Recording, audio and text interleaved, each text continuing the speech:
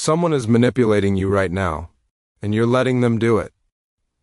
Every day people use manipulation techniques on you, your boss, your coworkers, your friends, your family, even strangers. They're controlling your decisions, shaping your emotions, making you do things you wouldn't normally do. And you don't even notice it happening. Because manipulation works best when it's invisible. When you think you're making free choices while someone else is pulling the strings. The worst part? You've been taught to be vulnerable to manipulation. Be nice. Trust people. Give everyone the benefit of the doubt. See the best in everyone. These noble ideas make you an easy target. Because manipulators don't play by noble rules. They play by psychological rules. And psychological rules beat noble intentions every single time. Today, I'm exposing every major manipulation technique. More importantly, I'm teaching you how to combat each one. Not just recognize it, combat it. Shut it down, protect yourself, turn the tables.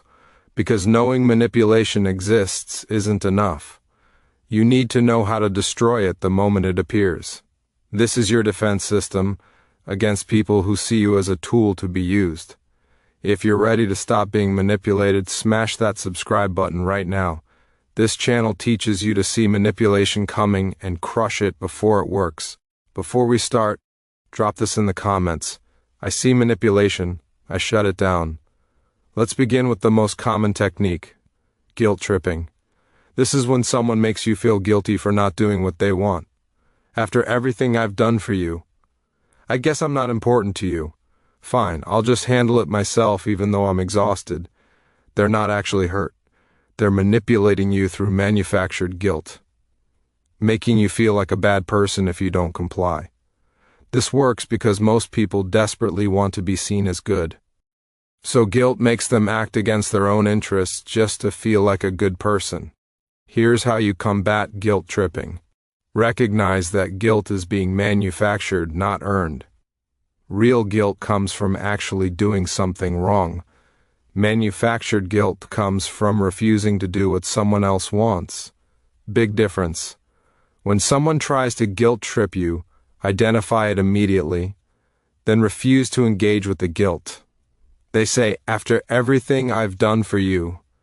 You respond with, "I appreciate what you've done. That doesn't obligate me to do this." No apology, no guilt acceptance, just clear boundary.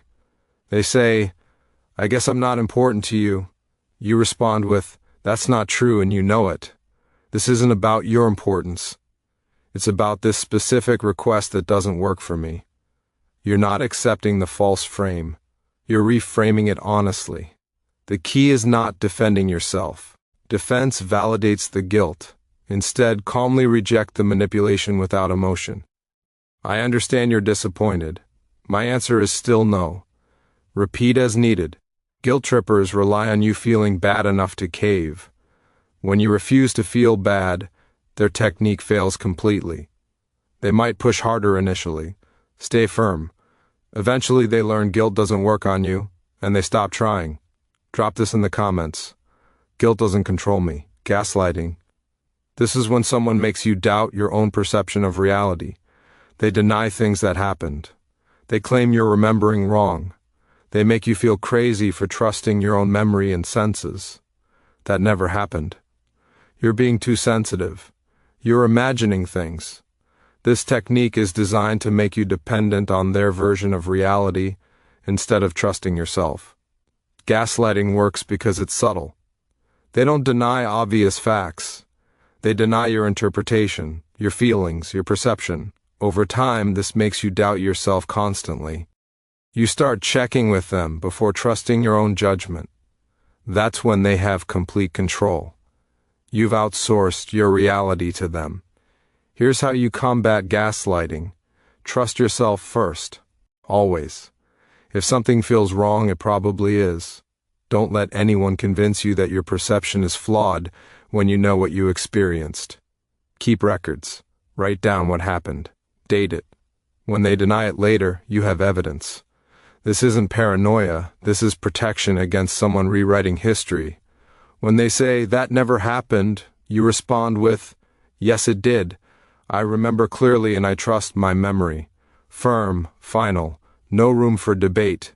When they say, "You're being too sensitive," you respond with, "I'm having an appropriate reaction to your behavior. Don't dismiss my feelings." You're not accepting their frame, you're asserting your reality. Most importantly, if someone consistently makes you doubt your own perception, that's a relationship to end. Gaslighting is abuse, not disagreement, not misunderstanding. Abuse.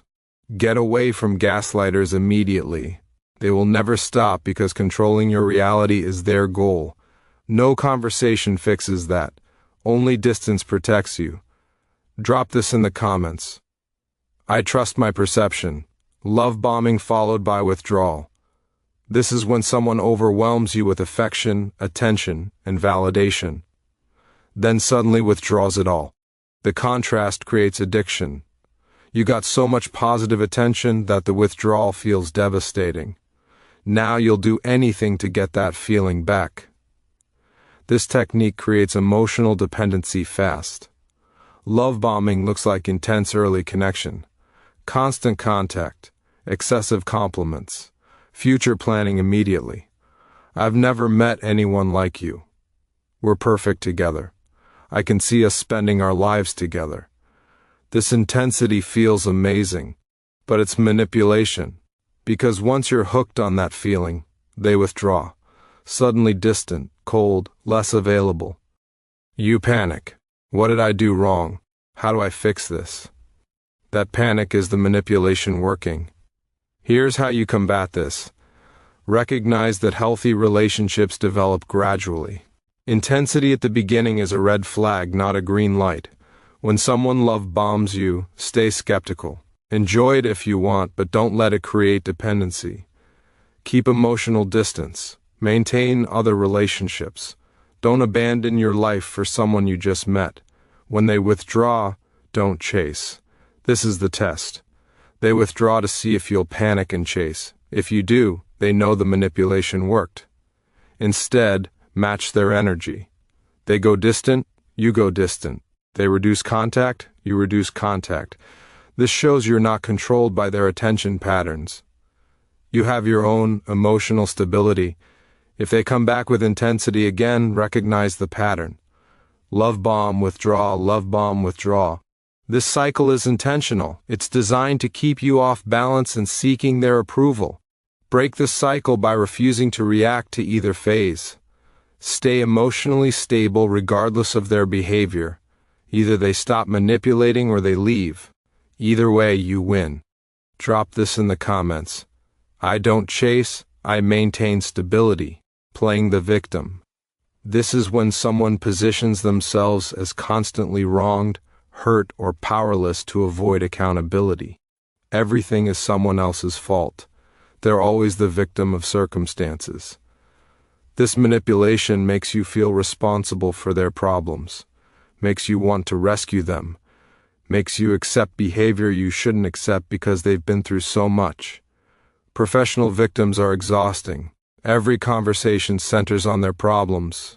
Every situation somehow victimizes them. You can't criticize them because that's attacking someone who's already suffering. You can't set boundaries because that's abandoning them in their time of need. They use victimhood as a shield against all accountability. Here's how you combat this.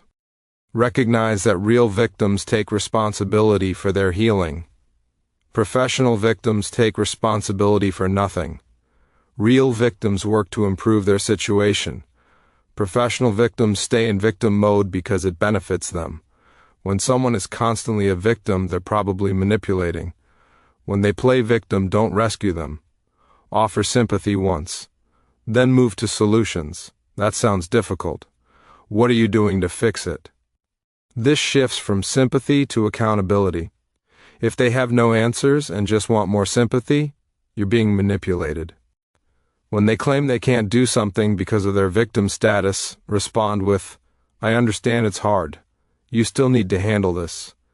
Don't accept victimhood as excuse for bad behavior or lack of effort. Set boundaries without guilt. I care about you, but I can't fix this for you. I've listened to this problem many times. If you're not going to work on it, I can't keep discussing it.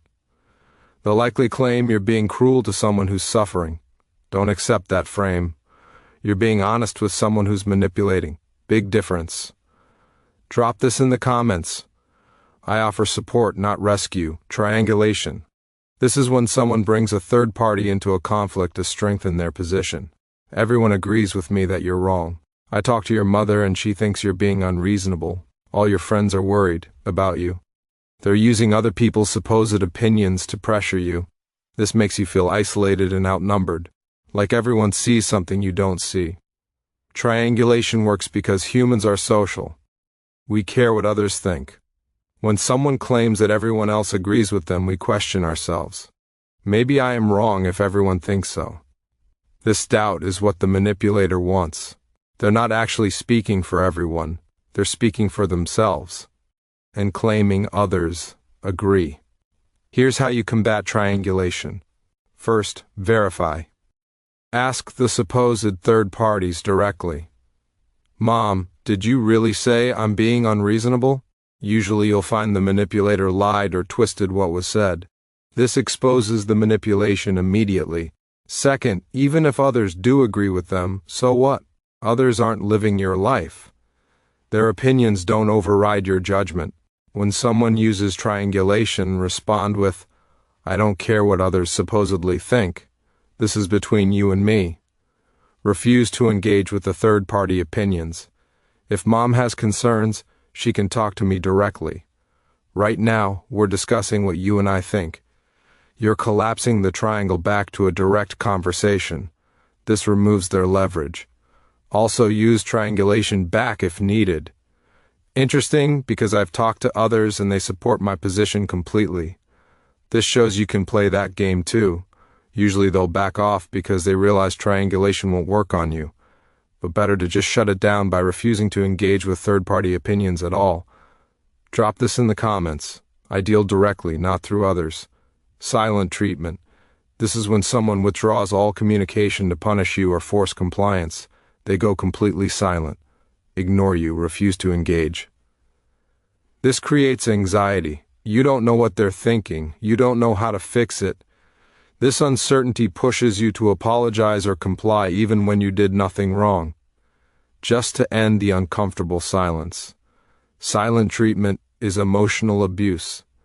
It's designed to make you so uncomfortable that you'll do anything to restore communication. The manipulator knows silence creates anxiety. They use that anxiety against you. The longer they stay silent, the more desperate you become. Eventually you cave to whatever they want just to end the punishment.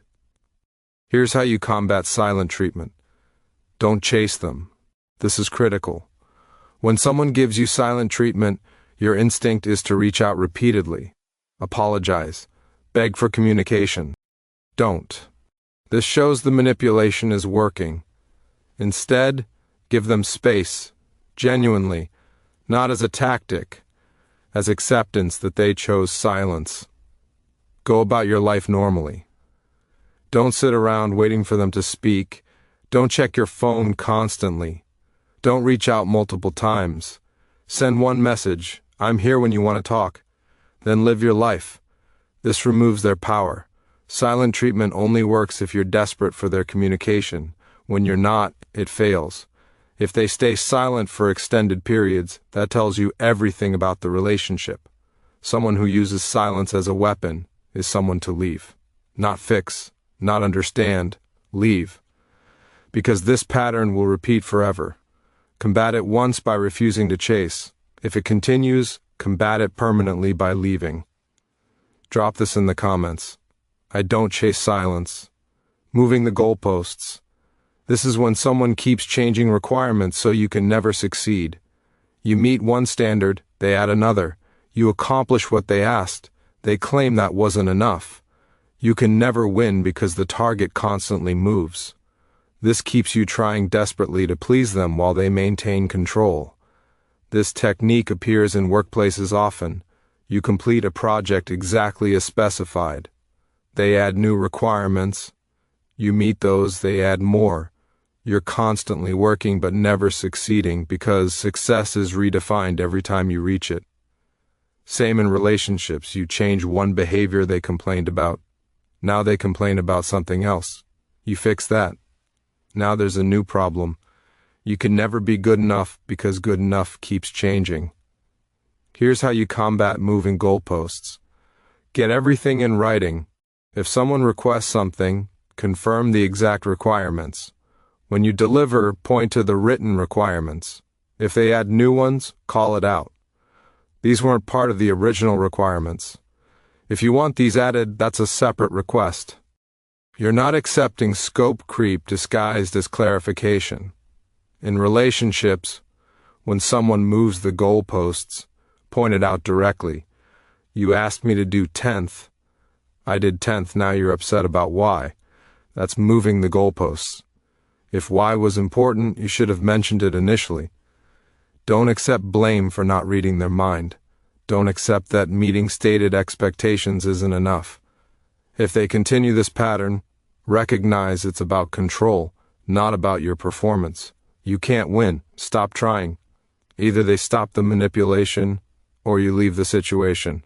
Drop this in the comments. I hold people to stated standards. You now know the major manipulation techniques and how to combat each one. Guilt tripping, combat with boundary firmness. Gaslighting, combat with self-trust and documentation. Love bombing and withdrawal, combat with emotional stability. Playing victim, combat with accountability requirement. Triangulation, combat with direct communication only. Silent treatment, combat by refusing to chase. Moving goalposts, combat with written standards. These techniques work on most people because most people are taught to be accommodating, trusting, willing to see the best in others. These qualities are good in healthy relationships, but manipulators exploit these qualities. They use your goodness against you. Use your trust to deceive you. Use your accommodation to control you. Knowing this changes everything. The question is whether you'll use this knowledge, whether you'll actually combat manipulation when you see it. Most people recognize manipulation but still allow it because confronting it feels uncomfortable. They'd rather be manipulated than deal with the discomfort of shutting it down. That's a choice, a bad choice, but a choice. You can choose differently. You can choose to protect yourself, to maintain boundaries, to refuse manipulation regardless of discomfort. This makes you harder to control. Some people won't like that. People who are manipulating you will be upset when it stops working. Good. Their discomfort is proof you're protecting yourself correctly. Do 3 things right now. Smash that like button if you recognize these techniques being used on you. Subscribe for more truth about how manipulation works and how to destroy it. Drop in the comments which manipulation technique you're going to shut down first. Remember, someone is manipulating you right now. Or they were. Now you know how to see it and stop it. Every technique, every defense. The only question is whether you're strong enough to use what you just learned. The knowledge is here. The choice is yours. Drop this final affirmation. I see manipulation clearly. I shut it down immediately. I protect myself completely.